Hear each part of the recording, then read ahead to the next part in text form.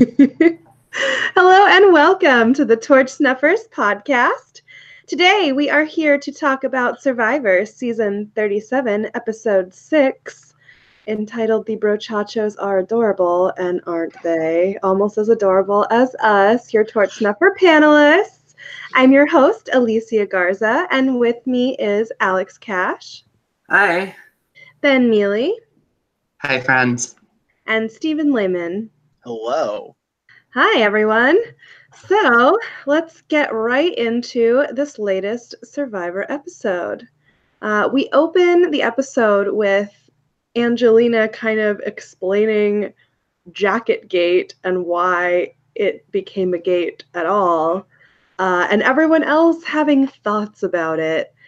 And, I really thought at the beginning of this episode that everyone on the Jabini tribe had Angelina's number and saw right through her, but as this episode progressed and ended, I feel like no, they do not. So no, Ben, you're shaking your head no. Thought? I'm just really confused by the whole ebb and flow of the episode in general. We went from Angelina being made out to be literal scum in the garbage for what she did with her jacket, and we ended with us totally not seeing her go home. And so I don't know. It was really I don't know. I was taken for a ride that I don't know if I wanted to be taken on. Yeah, I know. We're so thirsty as Survivor fans for that comeuppance for characters we feel deserve it.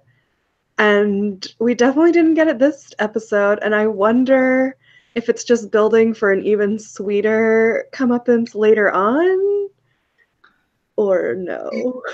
Well, I was going to say, Angelina could very well be like an RC or a Lena or an Eliza type where at Merge, everyone just catches onto her and they're just like, ooh, let's not deal with that. And they vote her out 12-1 or something. I could easily see that happening to Angelina. She just gives off those vibes. And I feel like that might be the comeuppance that we get with her. But I enjoy her as a character a lot. I really think she's one of the fun characters we've had this season. So I'm a Stangelina. Oh. Thank you for that. I'm standing that phrase that you just coined.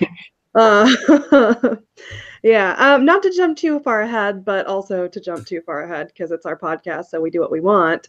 It does seem like everyone realizes what Angelina is doing in the Merge episode from the little baby preview that we saw. But also, if the editing is going to continue to be like it is, it almost seems too obvious for her to just be voted off at Merge and be that front and central. So we'll see, I guess. Who knows?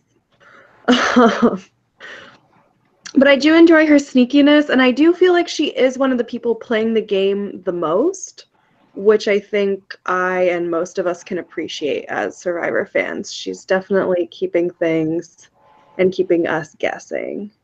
So we can't and now that we have no more Ms. Natalie drama, we need to get our drama fix from someone, and that someone is Angelina. So, and in other dramatic news, yet again, we see Gabby, shocker, crying and feeling on the bottom and feeling like it's very hard to be on the bottom. I don't know, guys. I felt like this episode was just kind of more of what we've already seen from a lot of these characters. And I just want to know more different things that we didn't already know about them instead of kind of more of the same. I don't know. There's only so much crying you can do on Survivor, right? I say that as I would probably sub every day from bugs and cold. I think you can definitely get more tears than we've gotten at this point. Most definitely. I don't know. I guess this episode felt a little bit like groundwork leading. I think we've been spoiled both with the amount of content we've gotten from the variety of people they've been able to show to us. And I think that this episode was very focused on giving us very specific things that we needed to know. And I think that the forefront of that was showing us Allison and Gabby, and how Gabby's tears actually came to something worthwhile this episode for the first time in a ever. So at least we got to see, like, that's important for us to know, especially with it going into merge, that there may be something underlying when it comes to the different layers that the different tribes, both the original and then the 3 split, are going to bring to the merge, and how it's very much not just going to be a David versus Goliath game. Yeah. And like the other major development that we had was the whole fight about bamboo splitting, which you would think that there are only so many camp life things to fight about, but I don't think I've ever seen a bamboo split fight before. So yeah, there's always some new territory to explore. But yeah, like I do think that I could have stood to have like a little bit more of that kind of thing, because as glorious as Jacket Gate was, we did get a little bit too much rehash of that, possibly. We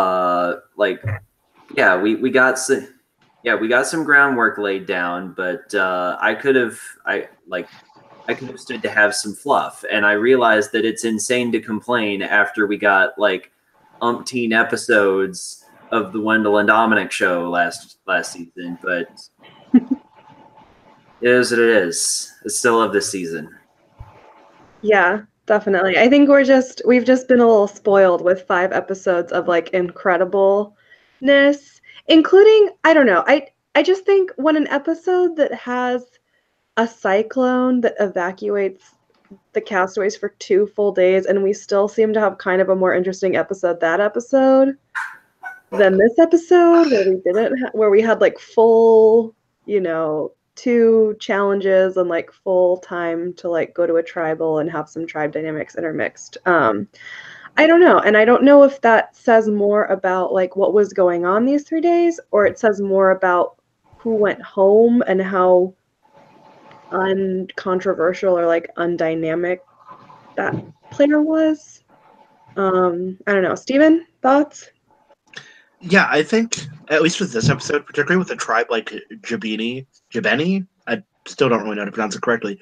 There, with a tribe of 4 people, there's only so much you can show with the dynamics, because there's not really much wiggle room there. I mean, it's not like a tribe of 8 or 9 where there's a lot of different moving parts. In a tribe of 4, there's only really so much you can do. Like, it was going to be Lyrsa or Angelina, so you had to sort of, like, I guess, build up the conflict there, as much as you can. So I'm not going to take away too much from the episode on that, because, I mean, with 4 people at that beach, there really is only so much you can do. Yeah. And I don't know if we would have been better served, like, not really seeing much of their scrambling and then just kind of like seeing a couple things and then going straight to tribal and having it kind of be like, oh, and that's how it played out, and a little more with the other tribes to get even more dynamics before we go into a merge episode. But obviously that wasn't the way we chose to go. So I don't know. We did get to see a little bit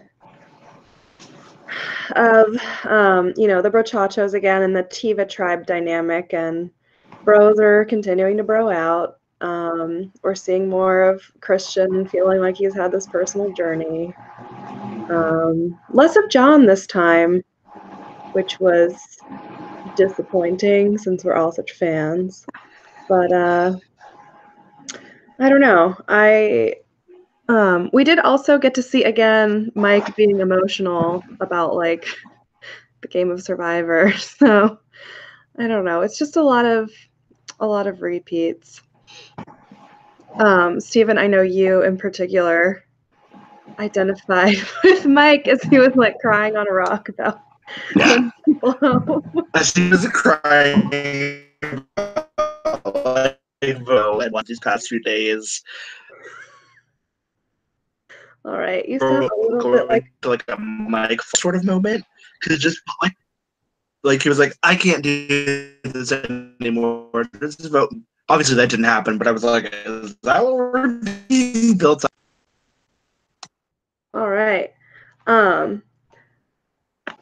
And what was I going to say? So Billy Garcia in the past has said that when you vote someone out on Survivor, you feel like you're punching them in the face because you're like, it's so intense and you're so like consumed by the game that you're just like, like I'm voting someone now, and like that's the feeling you get. And I couldn't help but think that in my mind as I saw Mike crying and saying, you know, this is a lot less fun to vote someone else than I thought it would be. So I guess he doesn't have the same spirit that like the older school Survivor players had. I don't know, but I don't know. I guess people just respond differently to that. I'm sure I would also be pretty emotional about voting some people out that I actually liked, but I'd like to think the $1 million would more than make up that in the end. But anyway, moving on to the challenges of this episode. Let's chat about them and if we yay or nay them this time around compared to the rest of the season. So first up, we had the reward challenge for some kebabs, and we had some like heavy coconut lifting and balance beaming and like ring tossing. I think Alex, you referred to it as like carnival games in our chat. Well, it's just that like that's just the genre. Like whenever it comes to tossing things at other things rather than trying to assemble them into a shape, that's carnival games.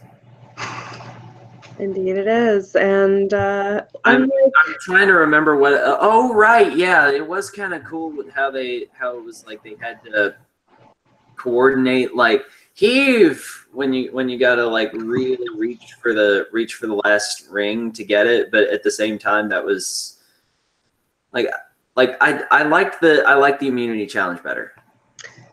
Yes, I completely agree. The water in the saucer thing not only looked extremely difficult from like a weight perspective, but also like all of the balancing and different obstacles.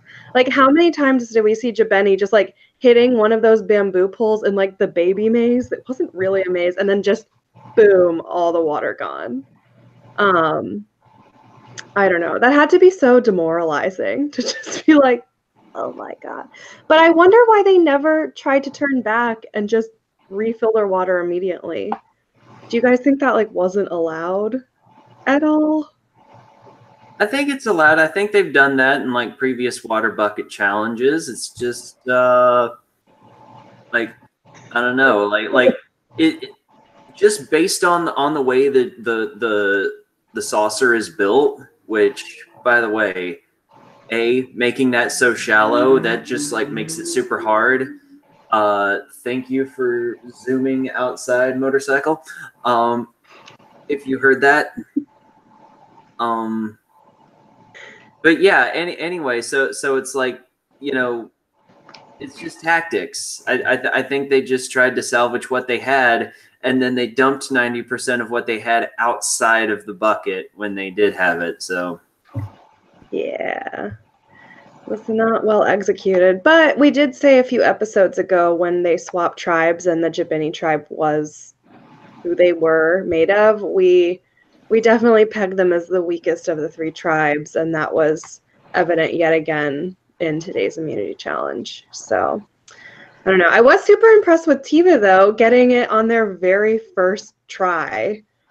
And it seemed like they really didn't spill a lot of water. So I was super impressed. I could never in a million years have done that. The balance beam would have killed me. But it's fine. Because I'm sitting in my bed and they are the ones out there.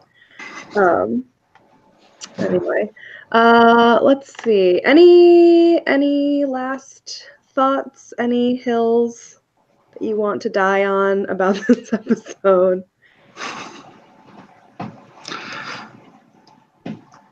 I'm sad that Lyrsa ended up being so one note. Yeah. Yeah. She only popped up when she was like either a target or otherwise somehow like really involved in the episode, but that happened to be rather frequently because she kept getting targeted for things. And also she was she had a good sense of humor. I really liked the line about she's not getting my jacket. I'll give her one of my socks that has a hole in it. I cracked up at that. It was one of the only times I really laughed hard in this episode. I appreciated that. I felt like she was such a rootable character, like, and such a positive character in the very first episode when she did the David versus Goliath challenge. And then I just felt like we really never got to see that part of Lyrsa again, which was a shame. We only got to see her like angry and agitated and like railing against someone else because she was being railed against. And so it's just unfortunate that that's the way her edit ended up being for the most part. I don't know. One person's edit that I've really enjoyed so far, except for this episode, mainly because the only time we saw him was he was being sassy, was Davy. We really only saw him like talking back, I guess, for lack of a better word, or like to Elizabeth when she was sharing her back pain story. So I wasn't a fan of that, but also we don't know what was going on behind the scenes, so he might have been like completely fed up and like had it up to here with her, but we'll never know unless there's a secret scene about it. I don't know. And with that, we move on to the merge next episode. I'm very excited. As Allison said in the preview, now the game begins. So now the Survivor season begins, and I can't wait to witness it and delve into it more next week. We hope to see you then. Bye.